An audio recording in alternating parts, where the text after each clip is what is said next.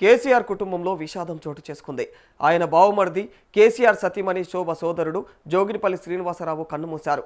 గత కొంతకాలంగా అనారోగ్యంతో బాధపడుతున్న జోగినిపల్లి శ్రీనివాసరావు హైదరాబాద్లోని యశోద ఆసుపత్రిలో చికిత్స పొందుతూ కన్నుమూశారు. ఆయన కుమారుడు అమెరికాలో ఉండటంతో ఆయన వచ్చాక అంత్యక్రియలు నిర్వహించనున్నట్లుగా సమాచారం.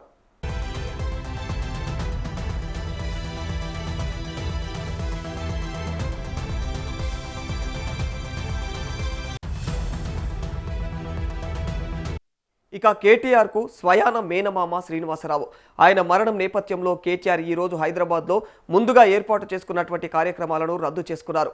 మరోవైపు మాజీ మంత్రి హరీష్ రావు కూడా తన కార్యక్రమాలను వాయిదా వేసుకుని యశోద ఆసుపత్రికి వెళ్లారు. శ్రీనివాసరావు భార్యను కేటీఆర్ ఓదార్చాడు.